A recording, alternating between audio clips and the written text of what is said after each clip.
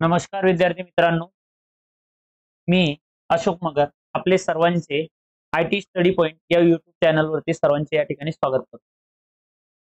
बघा मित्रांनो, 2023-24 ची जी पोलीस भरती आहे ती या ठिकाणी सुरू आहे।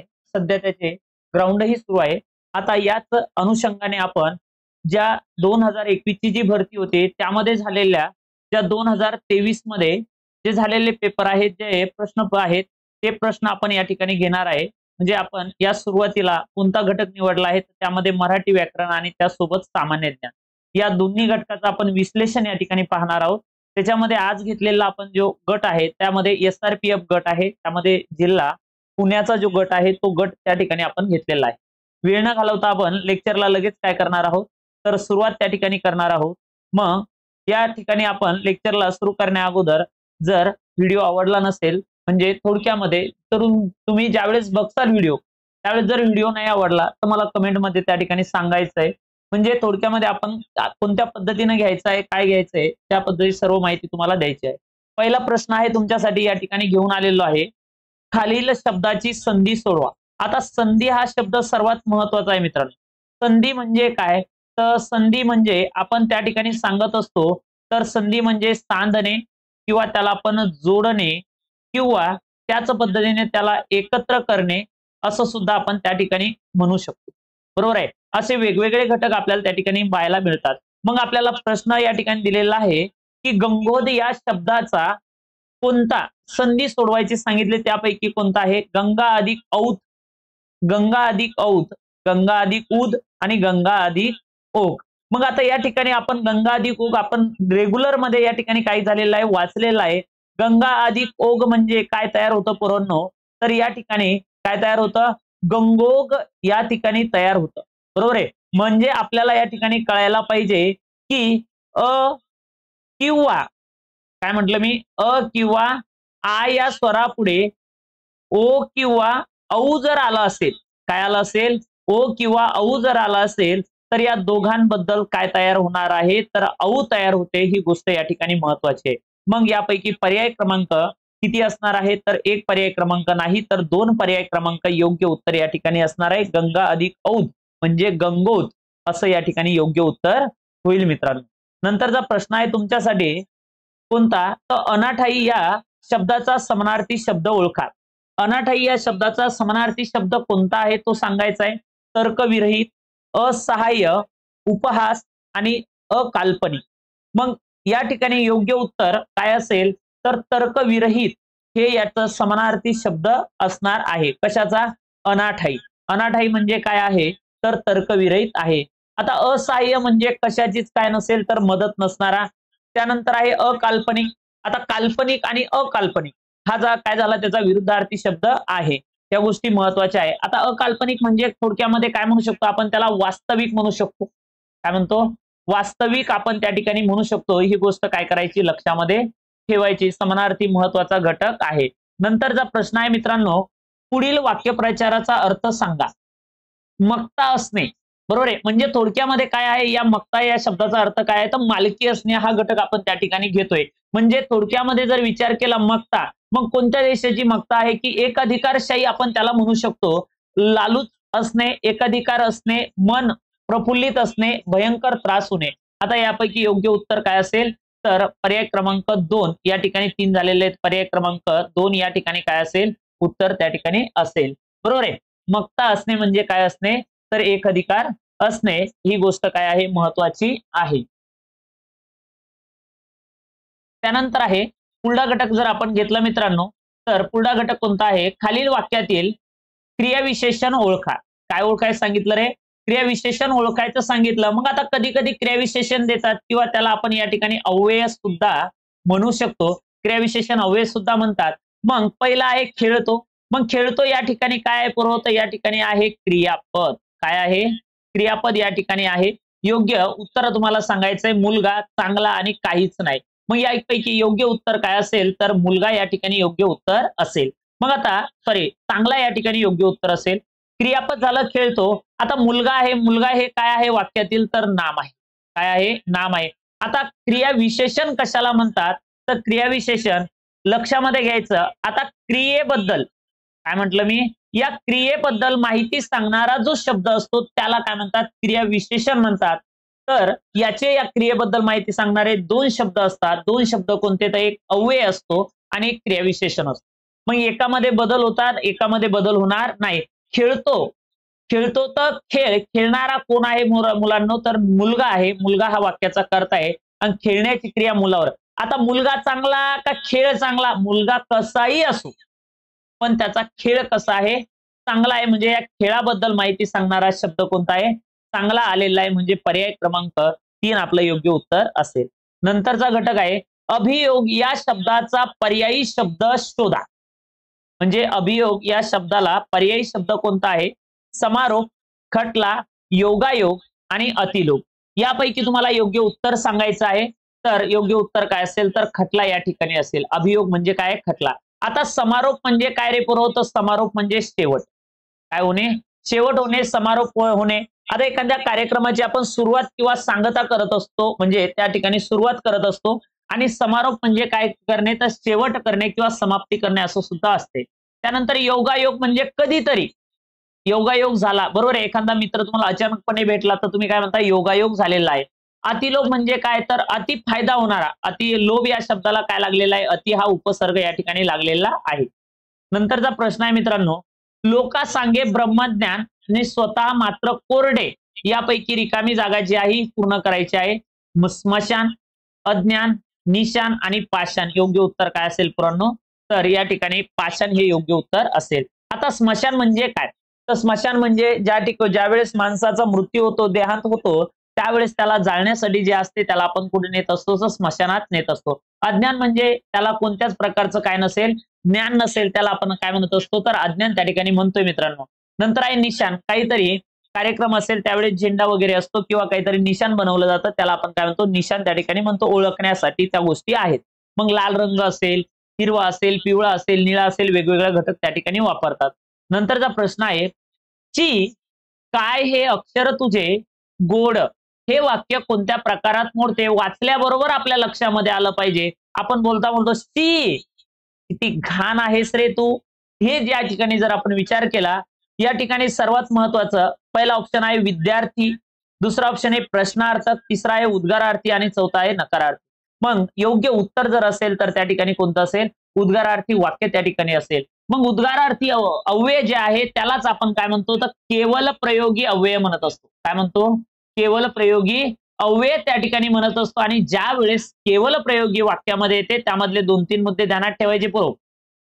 केवल प्रयोगी अव्यय हे वाक्याचा भाग नाही. काय म्हटलं मी, केवल प्रयोगी अव्यय वाक्याचा भाग नाही, भाग नाही. आणि ज्या वेळेस केवल प्रयोगी अव्यय वाक्यामध्ये वापरायचे असतात ते वापरावयाचे म्हणून वापरावे लागत असतात, त्याचा काही नाही.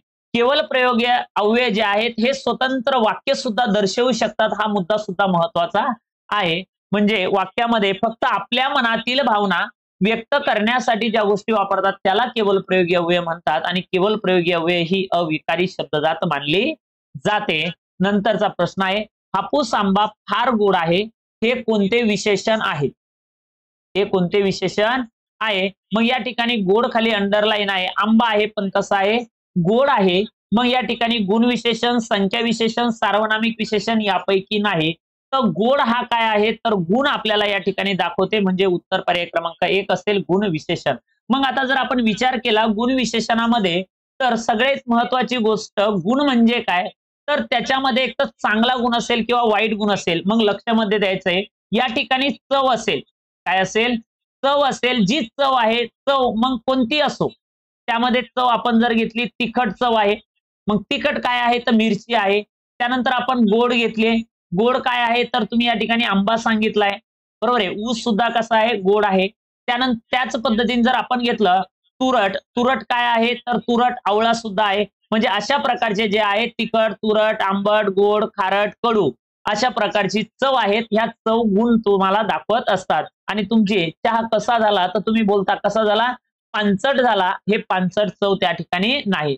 नंतर या ठिकाणी आपण दुसरी गोष्ट घेऊ शकतो, तर त्याला आपण अवस्था म्हणतो. काय म्हणतो बरोबर, अवस्था या ठिकाणी म्हणतो. मग ज्या वेळेस अवस्था येते, अवस्था बाल्य अवस्था, तारुण्य अवस्था, म्हातारपण अवस्था त्या ठिकाणी येते.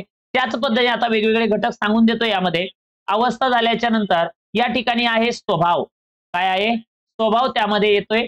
स्वभाव झाल्याच्या नंतर आपण त्यामध्ये काय घेऊ शकतो? तर आकार घेऊ शकतो, आकार. मग आकार जसा असेल, छोटा असेल, मोठा असेल, लहान असेल, मध्यम असेल, हे आकार सुद्धा याच्यात येतात. याला गुण म्हणतात. दुसरा प्रश्न आहे संख्या विशेषण. मग संख्या महत्वाची आहे. नामाबद्दल जर माहिती सांगणारा शब्द एखादी संख्या असेल. आता संख्या दोन प्रकारच्या आपण दर्शवतो.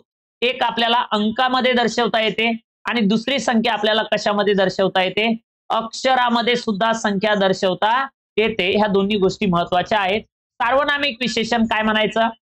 सर्वनामापासून तयार झालेलं विशेषण जे असते किंवा नामाबद्दल माहिती सांगत असेल एखादं सर्वनाम, तर त्याला सार्वनामिक विशेषण त्या ठिकाणी म्हणतात मित्रांनो. योग्य पर्याय काय असेल तर गुण विशेषण असणार आहे. नंतरचा ऑप्शन प्रश्न आहे आपला, योग्य विरुद्धार्थी शब्दाची जोडी निवडा. मग योग्य म्हणजे काय? तर योग्य म्हणजे बरोबर. एक पहिला ऑप्शन आहे नफा तोटा, जुना पुराणा, थट्टा मस्करी आणि नवा कोरा. योग्य पर्याय काय असेल तर नफा तोटा योग्य उत्तर त्या ठिकाणी असेल. आता विचार जर केला, दुसरा ऑप्शन आहे जुना पुराणा. जुना पुराणा, हा जुना म्हणजे जुनाच आणि पुराणा म्हणजे सुद्धा जुनाच. बरोबर आहे ना? म्हणजे ज्या जुन्या गोष्टी आहे, ह्या जुन्या गोष्टी जुना किंवा आपण त्याला पुराणा म्हणतोय. नंतर एक थट्टा किंवा मस्करी, एखाद्याची काय करणे? थट्टा करणे किंवा एखादी मस्करी करणे, किंवा आपण यालाच परत काय म्हणू शकतो तर निंदा करणे. थट्टा, मस्करी, निंदा त्या गोष्टी आहेत. नवा कोरा, बरोबर आहे. त्याने कसा घेतला तर नवा कोरा शर्ट घेतला. आता नवा पण तेच आहे आणि कोरा पण काय आहे? तेच गोष्ट आहे. या गोष्टी महत्वाच्या आहेत. तर योग्य उत्तर काय असेल? नफा आणि तोटा. नंतरचा योग्य प्रश्न आहे आपला, योग्य शब्द वापरून म्हण पूर्ण करायची आहे मित्रांनो. हलवायाच्या घरावर तुळशी पत्र. बरोबर आहे. ही म्हण आपल्याला लगेच आपल्याला येऊन जाते. वाचल्याबरोबर आपल्याला थांबायची गरज पडत नाही. बेलपत्र नाही, तमालपत्र नाही, तुळशी पत्र. काय आहे? तुळशी पत्र. ताम्रपत्र येऊ शकत नाही. योग्य उत्तर काय असेल तर तुळशी पत्र त्या ठिकाणी आहे. नंतरचा प्रश्न आहे मित्रांनो, नामानिराळा होणे म्हणजे काय? नामानिराळा होणे म्हणजे काय? हात टेकणे, हात झटकणे, हात आखडणे आणि हातावर तुरी देणे. मग नामानिराळा होणे म्हणजे काय करणे? तर हात झटकून टाकणे. बरोबर आहे. हात टेकणे नाही, हात टेकणे म्हणजे काय होणे? तर हातबल होणे. बरोबर आहे. म्हणजे त्याच्या पुढे काय झाले? माझे हात टेकले म्हणजे त्याला सांगून सांगून सुद्धा माझा जीव काय झाला? कदरलेला आहे. तो ऐकत नाही, त्याला म्हणजे हात टेकणे. हात आखडणे म्हणजे काय करणे? तर थोडक्यामध्ये काय त्याला आपण म्हणू शकतो की थोडी आखडता घेणे. बरोबर आहे. कोणासोबत जास्त न बोलणे किंवा जास्त न जाणे, ह्या गोष्टी त्याला काय म्हणतो आपण? हात आखडणे त्या ठिकाणी म्हणतो. हातावर तुरी देणे म्हणजे एखाद्याला काय करणे? तर हातावर तुरी देणे म्हणजे एखादी गोष्ट त्याला न कळताच आपण काय करणे? त्या ठिकाणी बुल्ल्या मारणे, पल्ल्या मारणे, त्या ठिकाणी निघून जाणे. ह्या गोष्टी त्या ठिकाणी हातावर तुरी देणे म्हणजे त्याला आपण काय करणे? थोडक्यामध्ये आपल्या भाषेमध्ये त्याला काय म्हणू शकतो?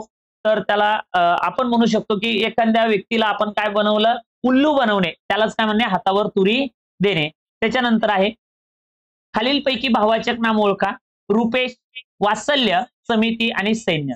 आता रुपेश हे जे आहे हे कोणतं नाम आहे? बरोबर, विशेष नाम आहे.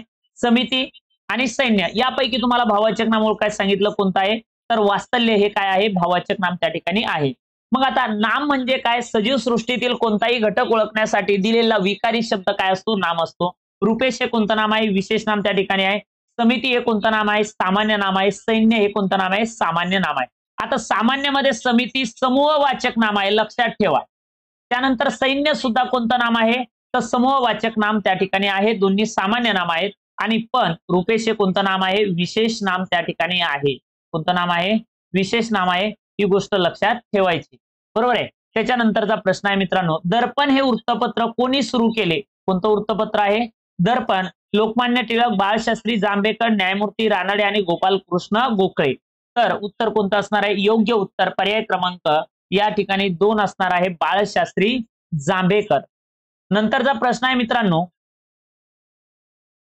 दोन शब्द किंवा वाक्य यांना जोडणारे होय. मग या ठिकाणी ध्यानात ठेवायचं, 2 अक्षर, 2 शब्द किंवा 2 वाक्य, 2 किंवा 2 पेक्षा जास्त यांना जोडणारा जो शब्द असतो त्याला काय म्हणायचं? तर त्याला त्या ठिकाणी म्हणतात क्रियापद म्हणत नाही. शब्दयोगी अव्यय नामाला जोडणे, तर क्रियाविशेषण अव्यय क्रियेबद्दल माहिती सांगतो. पर्याय क्रमांक 1 काय म्हणतात? त्याला उभयनवी अव्यय असे त्या ठिकाणी म्हटल्या जाते. मग आता उभयनवी अव्ययाबद्दल जर विचार केला मित्रांनो, दोन अक्षर असेल, दोन शब्द असेल किंवा दोन वाक्य असेल किंवा दोन पेक्षा जास्त असेल, हे जोडण्याचं काम जर करत असेल तर त्याला उभयनवी अव्यय म्हणतात. उभयनवी अव्ययावरती सुद्धा आपले वाक्याचे प्रकार अवलंबून आहेत. त्यामध्ये प्रधानत्व सूचक आणि दुसरा प्रकार पडतो मित्रांनो गौणत्व सूचक. प्रधानत्व सूचकने जोडलेले जे वाक्य असते त्या वाक्याला काय म्हणायचं, तर संयुक्त वाक्य त्या ठिकाणी म्हणतात. हे वाक्य ध्यानात ठेवायचं. मग याच्यामध्ये प्रकार कोणते येतात, संयुक्त मध्ये, प्रधानत्व मध्ये समुच्चय, विकल्प, न्यूनत्व आणि नंतर काय येतो परिणाम. बरोबर, परिणाम त्या ठिकाणी येतो. आणि गौणत्व सूचकने जोडलेल्या वाक्याचा प्रकार जर विचारला तर त्याचा कोणता येतो, मिश्र वाक्य त्या ठिकाणी येतो. आणि याचे सुद्धा आपल्याला मिश्र वाक्यामध्ये संकेतबोधक, उद्देशबोधक, कारणबोधक आणि स्वरूपबोधक अशा प्रकारचे सुद्धा 4 प्रकार आहेत. संकेत, उद्देश, कारण, स्वरूप, समुच्चय, विकल्प, न्यूनत्व, परिणाम ह्या गोष्टी ध्यानात ठेवा. आणि ज्या वाक्यामध्ये एकच उद्देश आणि एकच विधेय असते त्याला काय म्हणतात, केवल वाक्य त्या ठिकाणी म्हणतात. अशा पद्धतीने या गोष्टी क्लिअर होत असतात. नंतरचा प्रश्न आहे, महाराष्ट्रातील थंड हवेच्या ठिकाणाच्या संदर्भात खालीलपैकी चुकीची जोडी ओळखा. महाबळेश्वर, सातारा, माथेरान, ठाणे, भंडारदरा, अहमदनगर, चिखलदरा, अमरावती. मग थंड हवेचे ठिकाणं दिलेले आणि त्यांचे ठिकाण आपल्याला जिल्हे त्या ठिकाणी दिलेले कोणत्या कोणत्या जिल्ह्यामध्ये. आता महाबळेश्वर, सातारा हे काय आहे, तर योग्य पर्याय त्या ठिकाणी आहे, म्हणजे बरोबर आहे. महाबळेश्वर कुठे आहे, सातारा या ठिकाणी आहे. त्यानंतर आहे माथेरान. माथेरान हे ठाण्यामध्ये नाही, तर माथेरान कुठं आहे पोरांनो, तर ते तुम्हाला सांगायचं आहे. माथेरान कुठं आहे, तर रायगड या ठिकाणी आहे. कोणत्या ठिकाणी आहे, रायगड या जिल्ह्यामध्ये माथेरान हे थंड हवेचं ठिकाण त्या ठिकाणी. भंडारदरा कुठे आहे, तर अहमदनगरमध्ये आहे. चिखलदरा कुठे आहे, तर अमरावतीमध्ये आहे. आता या महाबळेश्वर आणि चिखलदरा या ठिकाणी कशाचं उत्पादन घेतले जाते, तर स्ट्रॉबेरीचं उत्पादन त्या ठिकाणी घेतले जाते. विदर्भाचे महाबळेश्वर कशाला म्हणतात, तर चिखलदरा या थंड हवेच्या ठिकाणाला म्हटलं जातं. त्याच पद्धतीनं जे माथेरान हे जे शहर आहे, या माथेरान या शहराला पहिल्यांदा याचा शोध जर का पाहिला तर तो इंग्रज अधिकारी होता. इंग्रज अधिकाऱ्यानं, ते इंग्रज कोण होता, तर त्या ठिकाणी तो ठाण्याचा कलेक्टर होता. त्याने जवळपास 1850च्या कालावधीमध्ये त्याने ठाण्यावरतून ते कोणता एक डोंगर त्याने बघितला आणि त्या ठिकाणी जाऊन त्याने शोध लावला. त्या अधिकाऱ्याचं नाव काय होतं, तर त्याचं नाव होतं मॅलेट. काय होतं, मॅलेट या इंग्रज अधिकाऱ्याचं नाव होतं. तो तिथला कलेक्टर होता आणि त्याने एक वेळेस जाऊन दुसऱ्या वेळेस त्या ठिकाणी त्याने स्वतःचं घर त्या ठिकाणी बांधलं आणि त्या ठिकाणी राहू लागला. आणि तेव्हापासून हे थंड हवेचं ठिकाण काय झालं, प्रसिद्ध त्या ठिकाणी झालेलं आहे. वेगवेगळे पॉइंट त्या ठिकाणी आहेत. त्यानंतरचा प्रश्न आपल्याला घ्यायचा आहे मित्रांनो, भारतात पोलीस स्मृती दिन म्हणून कोणता दिवस पाळण्यात येतो. काय, भारतात पोलीस स्मृती दिन म्हणून कोणता दिवस पाळला जातो. 21 ऑक्टोबर, 15 ऑगस्ट, 15 जानेवारी आणि 1 मे. उत्तर पर्याय क्रमांक काय असेल आपला, 21 ऑक्टोबर या ठिकाणी असणार आहे. पोलीस स्मृती दिन म्हणून काय केला जातो, पाळल्या जात असतो. आता जे 15 जानेवारी आहे, 15 जानेवारी हा संदर्भामध्ये पण भारतीय लष्करा संदर्भामध्येच आहे. तर भारतीय लष्कर दिन काय म्हटलं, भारतीय लष्कर दिन कोणता दिवस साजरा केला जातो, तर 15 जानेवारी कोणता आहे, भारतीय लष्कर दिन आहे. आणि 15 ऑगस्ट जो आहे हा काय आहे, तर आपला स्वातंत्र्य दिन त्या ठिकाणी आहे. 15 ऑगस्ट स्वातंत्र्य दिन आहे. 1947 ला आपल्याला या ठिकाणी काय मिळालेलं आहे, स्वातंत्र्य त्या ठिकाणी मिळालेले आहे. त्याच्यानंतर आहे 1 मे. 1 मे तर सर्वांना माहित आहे. त्याच पद्धतीने कोणता आहे, महाराष्ट्र दिन आहे. पण महाराष्ट्र दिनासोबतच कोणता दिवस साजरा केला जातो, तर त्याचसोबतच कामगार दिन म्हणून सुद्धा साजरा केला जातो. कोणता दिवस आहे, कामगार दिन. कामगार दिन म्हणून सुद्धा कोणता दिवस साजरा केला जातो, 1 मे साजरा त्या ठिकाणी केला जातो. त्यानंतरचा प्रश्न आहे विद्यार्थी मित्रांनो, आझाद हिंद सेनेने अंदमान आणि निकोबार बेटे जिंकून त्यास काय नाव दिले. तर आझाद हिंद सेना जी फौज होते, आझाद हिंद सेना होते, या ठिकाणी अंदमान आणि निकोबार या बेटाला काय नाव दिलेलं आहे, स्वराज्य. काय, साम्राज्य आणि स्वराज्य नाही, साम्राज्य आणि स्वराज्य नाही, शहीद आणि साम्राज्य नाही, तर शहीद आणि स्वराज्य हे नाव त्यांना काय केलेले आहेत, देण्यात आलेले आहेत मित्रांनो. नंतरचा प्रश्न आहे मित्रांनो, पानझड हा कविता संग्रह कोणत्या कवीने लिहिलेला आहे. मग नाधो महानोर, पु ल देशपांडे, अण्णाभाऊ साठे आणि विवास शिरवाडकर. मग पर्याय क्रमांक किती आहे, तर पर्याय क्रमांक 1 आहे. काय उत्तर आहे, नाधो महानोर. मग नाधो महानोर यांचं पूर्ण नाव काय आहे, नामदेव धोंडो महानोर. काय आहे, नामदेव धोंडो महानोर. हे यांचं पूर्ण नाव आहे. मग यांना कोणते कवी म्हटलं जातं तर यांना काय म्हणतात तर मित्रांनो रानकवी म्हणतात. काय म्हणतात? रानकवी ना.धो. महानोर यांना म्हटलं जातं. त्याच पद्धतीनं यांचा जन्म जर विचारला तर यांचा जन्म झाला होता 1942 मध्ये, तर यांचा मृत्यू कधी झाला तर 2023 मध्ये. म्हणून हा घटक सुद्धा आपल्यासाठी आता काय आहे महत्वाचा आहे. पानझड हे कविता संग्रह कोणाचा आहे तर ना.धो. महानोर यांचा आहे. त्यानंतरचा प्रश्न आहे, त्यानंतर येणारा प्रश्न आहे क्षणभंगूर या शब्दाचा विरुद्धार्थी शब्द ओळखा. क्षणभंगूर म्हणजे काय? क्षणभंगूर म्हणजे चिरंजीव, हा या ठिकाणी योग्य उत्तर आहे. नंतर आहे खालील आवृत्तीवाचक विशेषण ओळखा. पहिला, चौथा, आठवा आणि दसपट. काय आहे? पहिला, चौथा, आठवा आणि दसपट यापैकी आवृत्तीवाचक विशेषण ओळखायचं आहे. आवृत्ती म्हणजे काय तर पटीमध्ये वाढणे. कशामध्ये? पटीमध्ये वाढणे. 2 असेल तर 2ची दुप्पट, 4 पट होणार आहे, 4ची 8 पट होणार आहे, 8ची 16 पट होणार आहे. बरोबर आहे. अशा प्रकारची पट त्या ठिकाणी वाढणे म्हणजे त्याचा काय गुणाकार करणे. मग योग्य उत्तर काय येणार आहे तर योग्य उत्तर आपलं असणार आहे दसपट. काय असणार आहे? दसपट त्या ठिकाणी योग्य उत्तर असणार आहे. नंतरचा प्रश्न आहे मराठी भाषा गौरव दिन खालीलपैकी कोणत्या साहित्यकाच्या स्मृतिदिनी साजरा केला जातो? मग मराठी गौरव भाषा दिन आहे. जो भाषा दिन आहे हा कधी साजरा केला जातो तर 27 फेब्रुवारीला साजरा केला. कधी साजरा केला जातो? 27 फेब्रुवारीला मराठी भाषा गौरव दिन त्या ठिकाणी साजरा केला जातो. आणि त्यांचा जन्म जो झालेला आहे तो कधी झालेला आहे तर 1912 ला त्यांचा जन्म त्या ठिकाणी झालेला आहे. त्यांचा मृत्यू जर विचारला तर 1999 ला त्यांचा मृत्यू झालेला आहे. आता त्यांची जी साहित्य आहे किंवा ते साहित्य कोणतं आहे तर कोणत्या कादंबरीला साठी आपल्याला सर्वात महत्वाची कादंबरी आहे त्यांची कोणती कादंबरी आहे तर तिचं नाव आहे विशाखा. कोणती कादंबरी आहे मित्रांनो तर विशाखा कादंबरी आहे. तशा प्रकारे त्यांचं नाव सांगायचं आहे. मंगेश पाडगावकर नाही, कुसुमाग्रज, सुरेश भट आणि भा.ब. बोरकर. तर उदाहरण काय उत्तर काय असणार आहे? कुसुमाग्रज. कुसुमाग्रज यांचं पूर्ण नाव जर विचारलं मित्रांनो तर ते आहे विष्णू वामन शिरवाडकर. त्यांना आपण म्हणतो वि. वा. शिरवाडकर. काय म्हणतो? वि. वा. शिरवाडकर त्यांना म्हणतो किंवा त्यांनाच म्हणतात विष्णू वामन शिरवाडकर. आणि त्यांचं टोपण काय आहे? कुसुमाग्रज हे आहे. त्यानंतरचा योग्य प्रश्न आहे कोसला या कादंबरीचे लेखक कोण? सर्वात महत्वाचा प्रश्न आहे. बरोबर आहे. जे रिपीट होणारे प्रश्न आहेत किंवा ज्या प्रश्नाला वेटेज आहे पूर्ण तर ते कितीही वेळेस आले असेल पेपरमध्ये तर ते आपल्याला नेक्स्ट पेपरमध्ये पाहायला मिळतीलच. अशा काही गोष्टी असतात ते महत्वाचे असतात. मग कोसला ही कादंबरी कोणाची आहे? नामदेव ढसाळ, बाबूराव बागुल, भालचंद्र नेमाडे आणि नरहर कुरुंदकर. ही कोसला कादंबरी कोणाची आहे तर कोसला कादंबरी ही आहे भालचंद्र नेमाडे. कोणाची आहे? भालचंद्र नेमाडे यांची आहे. आता ही जी आहे ही कधी प्रसिद्ध झाली होती? ही जवळपास झाली होती 1963 मध्ये प्रसिद्ध झालेली आहे. ही गोष्ट काय आहे? महत्वाची आहे. नंतरचा प्रश्न आहे विद्यार्थी मित्रांनो प्रसिद्ध इटियाडोह धरण कुठल्या जिल्ह्यात आहे? तर कोणत्या जिल्ह्यात आहे? नंदुरबार, धुळे, भंडारदरा आणि वाशिम. भंडारदरा कशाला येणार? भंडारा कशाला येणार नाही? नंदुरबारही नाही, वाशिमही नाही आणि राहिला ऑप्शन कोणता? गोंदिया. मग गोंदियामध्ये कोणत्या नदीवर बांधण्यात आलेलं आहे? त्या नदीचं नाव काय आहे तर तिचं पण नाव तिच्या सारखंच कोणतं तर गाढवी नदी आहे. इटियाडोह धरण हे कोणत्या नदीवर आहे तर गाढवी नदीवर त्या ठिकाणी आहे. बरोबर आहे. नंतरचा प्रश्न आहे मित्रांनो सेवा सदन ही संस्था कोणी स्थापन केली? काय म्हटलं मी? सेवा सदन या संस्थेची स्थापना कोण केलेली?